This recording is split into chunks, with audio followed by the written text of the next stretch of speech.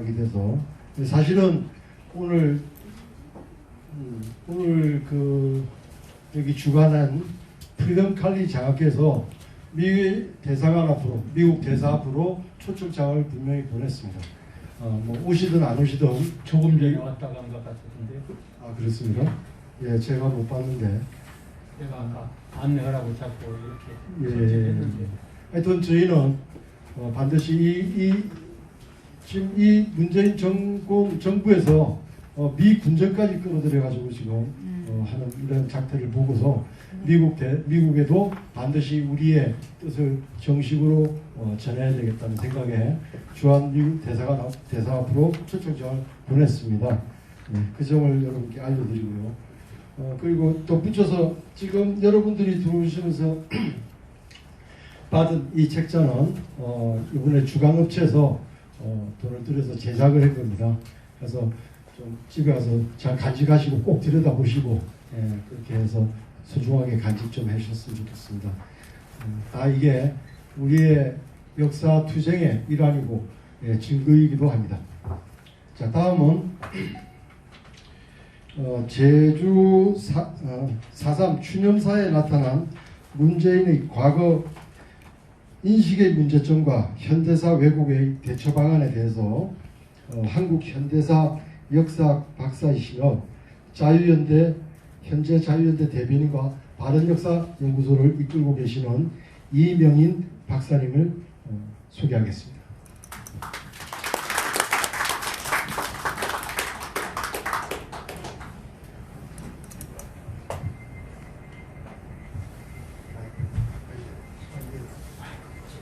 제가 그 역사학 박사가 아니고 문학 박사인데 명찰 보셨어요? 명패가 명찰 보셨어요? 말이 안 된대. 말이 안 돼. 마스크 좀 벗어 주시면 안 돼요? 제가 이거 저항력이 약해가지고 소리 너무 안 마이크 좀 가까이 대시면 됩니다. 예예 이 오디오 목소리가 입력이 안 되면은요 예. 안 돼요. 잘 안 들립니다. 안 들립니다. 예, 들리십니까? 예. 가까이 그쵸, 모르겠네.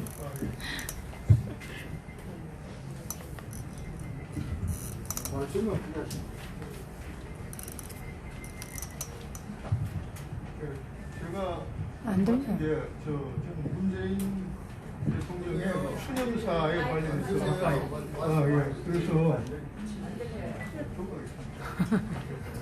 그래서 거기에 저는 집중적으로 말씀을 드리겠습니다. 제가 그 원고를 다 읽어드리면 시간이 너무 많이 걸리니까 PPT를 보면서 간단하게 요약해서 설명드리고 그리고 뭐 궁금하신 거는 질의응답 시간에 질문해 주시면 제가 소상하게 답변을 올리겠습니다. 그 문재인 대통령 추념사 내용은 뭐 다들 읽어보셨으니까 잘 아시겠지만은 그 이제 안 떠요? 아니 이제 같아요. 그래서 이게 좀 대한민국 대통령으로서는 참 황당한 발언입니다. 이 사람이 그냥 자연인이고 뭐 야당 대표라 그러면 이런 말을 할 수 있는데요. 자기는 뭡니까? 대한민국 헌정 체제 안에서 국민의 선거에서 대통령이 된 분 아닙니까? 그러면 앞 정부의 이전 정부의 정통성을 다 승계하고 있는 입장이거든요. 근데 이제 이게 뭐 자기가 뭐 조선 태조 이성계 같이 이제 고려왕조를 처부수고 뭐 개국을 했다든지 아니면 과거에 베트남 전쟁 당시에 남베트남 민족 전선이라고 있었지 않습니까? 베트콩. 그 사람들은 지하 정부를 가지고 있었거든요. 그건 뭐 다 아시겠지만은. 그래서 파리 평화 회담 할 때 이 남베트남의 티우 정부하고 같이 이 베트콩이 당당히 별개 정부 자격으로 사자 회담에 들어가지 않았습니까? 그래서 뭐 그래가지고 나중에 이제 이제 월명하고 같이 이제 티우 정부를 처부수고 이제 남베트남을 점령을 했는데 자기가 그렇게 뭐 청와대에 뭐 탱크를 몰고 들어가서 뭐 입성을 했다 그러면은 그 앞에 어떤 대한민국 그 정부에 대해 가지고 그 비판을 하고 할 수도 있겠지만은 자기는 그 대한민국 헌법을 준수하고 헌정 체제 안에서 대통령이 된 사람인데 그 앞에 정부를 이렇게 막 노골적으로 비난한다는 것은 이게 참 상당히 황당한 일이거든요. 그래서 이건 뭐 적과 동지를 거의 뭐 헷갈리게 하는, 예? 어떻게 해서 누가 적이고 누가 자기한테 동지냐는 걸 이걸 상당히 좀 황당한 발언입니다. 발언 자체가. 여기 이동복 의원님이 계시지만은 제가 옛날에 그 한국논단에 근무하고 있을 때 그때 이동복 의원님을 자주 뵀는데 오랜만에 뵈니까 참 너무 반가운데요. 그때 91년도 남북 회담 당시에 평양 남북 회담 당시에 비화를 갖다가 이부영이라는 그 당시에 민주당 국회의원이 폭로를 해가지고 이동복 의원님을 이동복 대표님을 그때 이제 후퇴를 시켰거든요. 그래서 그때 이범 대표님도 그때 한국논단에 제 직속 상사로 근무하셨는데 그때 이도영 사장님이 얼마 전에 돌아가셨지만 이분이 굉장히 분노를 했습니다. 어떻게 적을 앞에 두고 이런 이적 행위를 할 수 있느냐? 만약 우리 내부에 어떤 팀워크에 문제가 있으면은 뒤에서 어떻게 해결을 해야 되지? 이걸 공개적으로 해가지고 이동복 대표님을 퇴진시키고 완전히 이건 적을 갖다가 부추기는 거 아니냐? 그래서 상당히 분노를 하셔가지고 그때 이제 마침 그 후에 이제 15대 총선이 있었는데 저보고 이부영 의원을 비판하는 글을 쓰라고 해서 제가 밤새도록 그때 글을 한편 썼던 기억이 납니다. 이부영은 최고 인민회의 대의원인가 해가지고 그때 그렇게 해가지고 상당히 그때 좀 시끄러웠는데 그래서 이 사람들의 어떤 지금 문재인 정부라든지 이 국내 남한 좌파들이 자기들의 조국이 어디고 자기들의 동지가 어디냐는 거를 바로 단적으로 보여주는 이 사건입니다. 그래서 이 추념사에 보면 이제 다 나와 있지만은 그 당시에 대한민국 정부가 어떤 민간인 학살을 한 거를 거의 나치의 어떤 유대인 학살에 거의 비견될 정도로 그렇게 표현을 하고 있습니다. 근데 사실 그 당시에 어떤 공산당의 전략 전술이라는 게 민간인과 어떤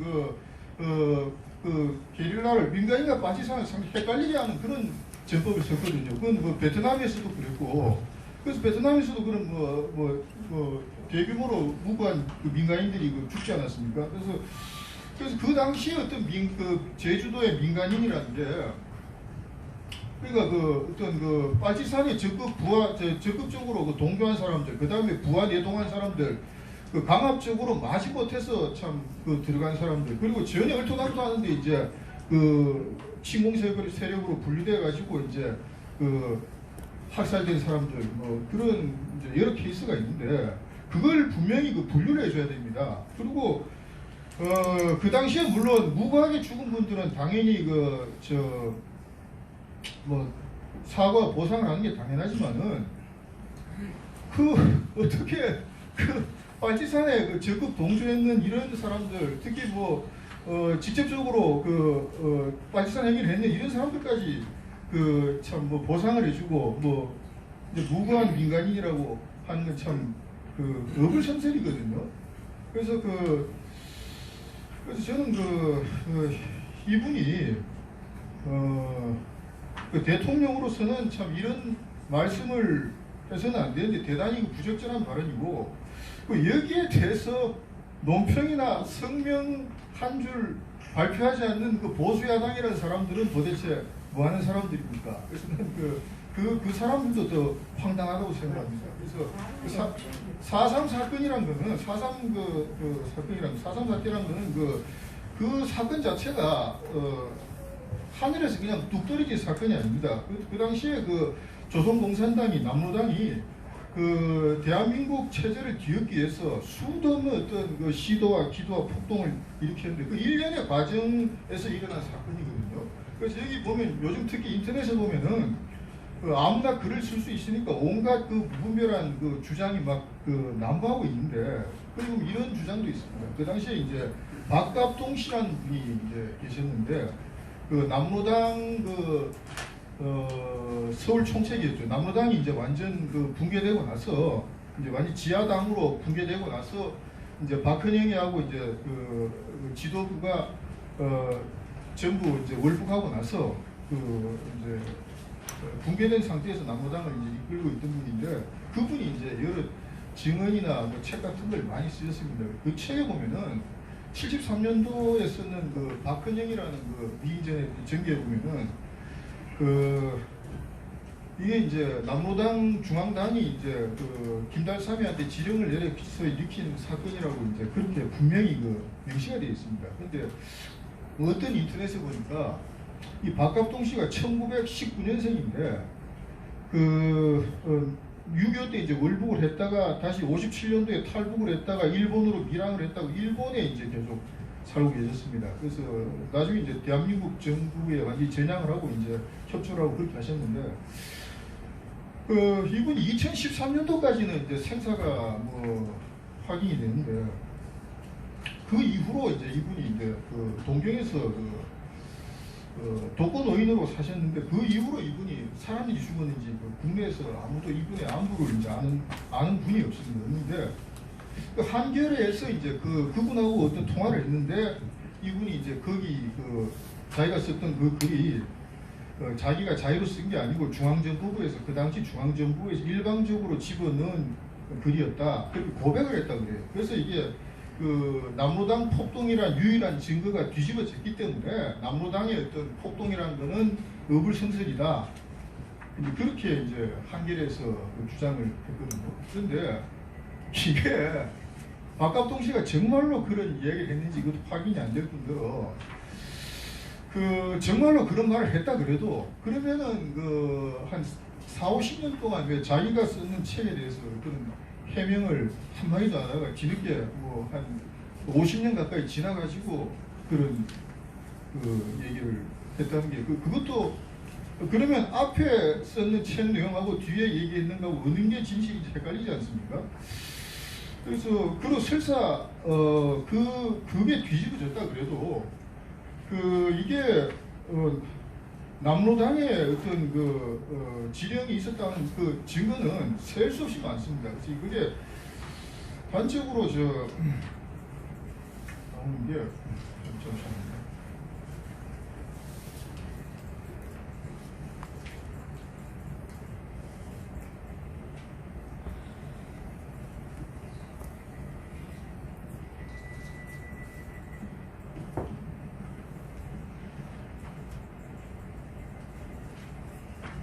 이분이 이제 김달삼이죠. 빨치산, 제주 빨치산 두목이 이제 김달삼인데, 이 사람이 아까 사무총장님 거기 사진에 나왔습니다만, 이 해주 인민 대표자 대회에 참석을 해가지고, 이 박헌영이 이 사람이 박헌영입니다.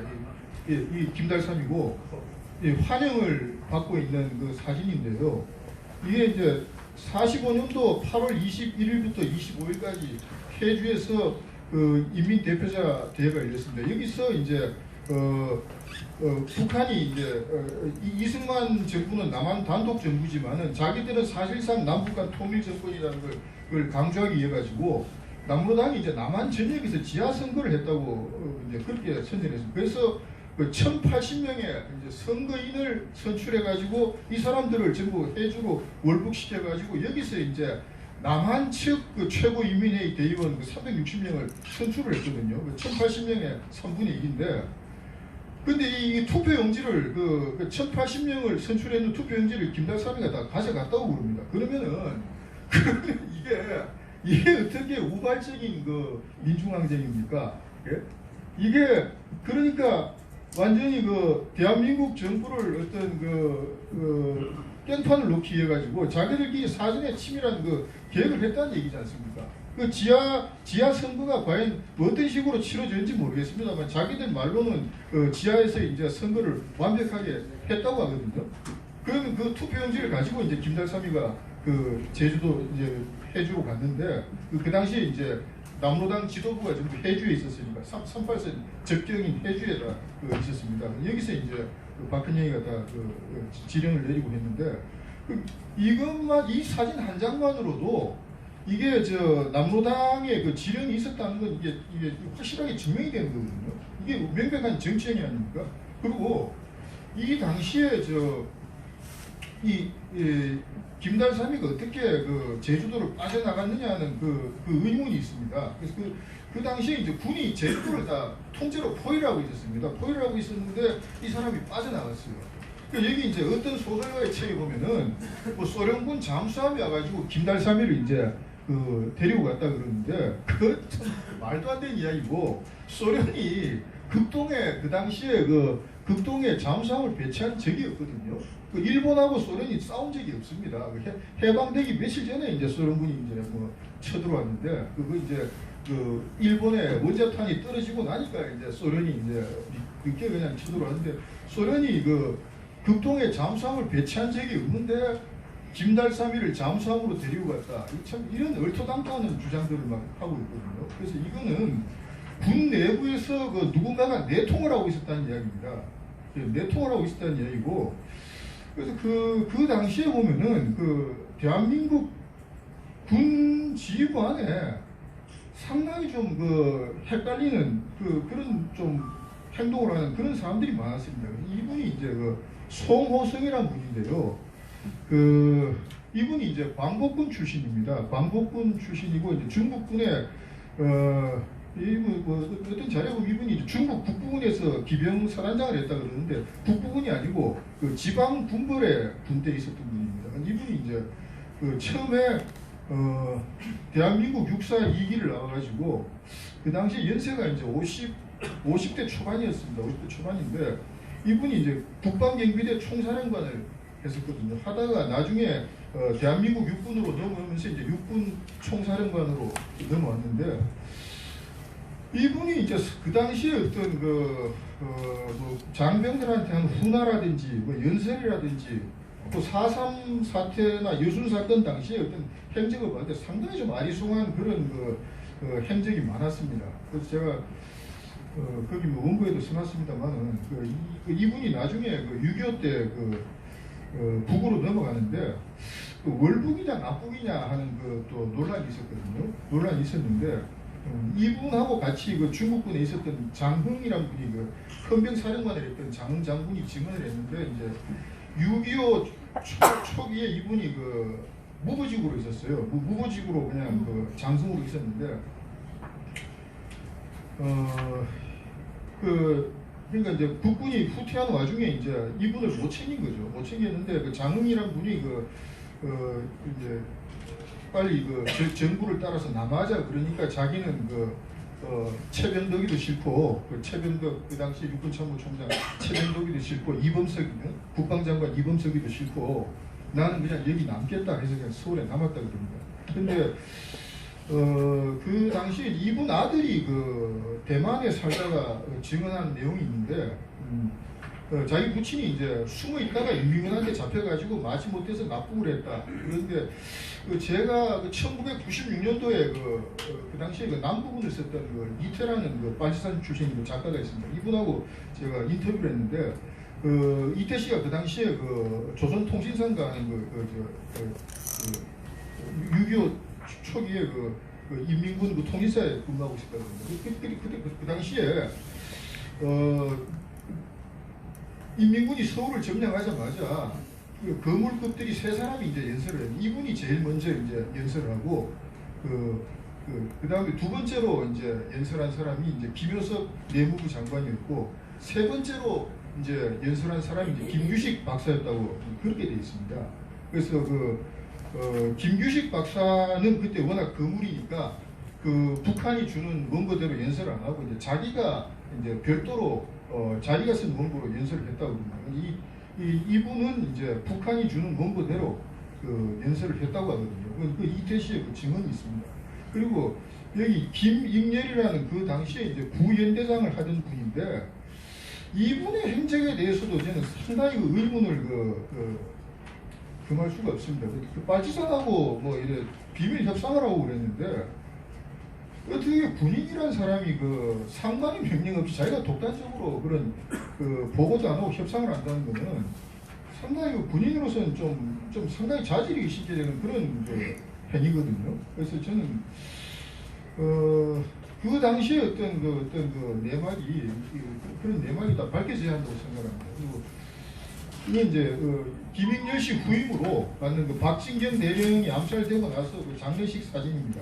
장례식 사진인데 이 박진경 대령 사진은 제가 인터넷에 없어가지고 못 구했습니다. 장례식 사진인데 후임 연대장으로 온 분을 이제 문상길이라는 그 주민가 취침하고 있는데 이제 들어가가지고 소총으로 이제 암살을 했습니다. 암살을 했는데 그래가지고 제가 시간 오버됐습니다. 아니 마무리하시죠. 몇분 남은 거예요? 5분 남은 거예요? 그래서 그런 근데 이 문상길이라는 이 사람을 그 당시에 수색의 육군 형무소에서 그 총살형을 집행을 했는데 그 조덕성이라는 그 기자가 있습니다. 그 당시에 그 신문사 기자인데 이분이 상당히 총살 장군을 미화해서 쓴 그 기사가 있었거든요. 근데 그걸 국방부 보도과에서 그 기사를 이제 검열을 했다 그러는데 딱 한 단어만 이제 카트를 시키고 그냥 통과가 됐더라고요. 문상길이가 죽기 전에 유언을 남겨라 그러니까 그 총살 집행하는 그 집행관들한테 여러분은 이제 미제국주의의 군대가 아니고 이제 조선인의 군대입니다 하고 그렇게 했는데 그걸 이제 미제국주의의 군대가 아니라는 그 단어만 카트를 했다고 그러거든요. 그런 걸로 봤을 때 당시에 상당히 그러니까 남한 내부에서 군 안에서도 상당히 좌익의 동족계층이 넓지 않았느냐. 그래서 제가 봤을 때 이런 상황에서 이걸 이승만 정부가 막았다는 것은 대단한 선전을 한 겁니다. 그래서 박갑동 씨 책에도 나와 있는데 그 당시에 남로당의 최종 목표는 뭐였냐? 제주를 해방부로 만들고 그 다음에 또 여수를 해방부로 만들고 그래서 남한의 해방부를 한 10개 정도 만들어가지고 이제 이승만 정부를 완전히 무력화시킨다. 이제 그런 계획이 있었다고 합니다. 이런 있었는데 결국 이제 이승만 정부가 그걸 다 이제 깨버렸거든요. 그래서 그래서 이제 그런 것은 오히려 이승만 정부의 업적으로 평가돼야 되지 않느냐. 그런데 우리 문재인 대통령이 만약 그 당시에 이승만 정부가 무너지면 지금 대한민국 대통령 문재인 대통령도 없는 겁니다. 없는데 그걸 이제 자기가 이제 부인을 했다는 것은 상당히 어떤 자가당착의 이제 극치라고 이제 보여집니다. 이상 마치겠습니다. 네, 거기 세미나 발표에 있어서 여러분께 들려줄 얘기가 너무나도 많은데 시간 관계상 조금 제하게 말씀을 드렸었습니다. 죄송합니다. 이명희 박사님 수고하셨습니다. 감사합니다. 다음은 주제 발표가 제주 4.3 사건 진상조사보고서는 가짜다. 이것을 제주 4.3 사건을 무려 50여 년간 현장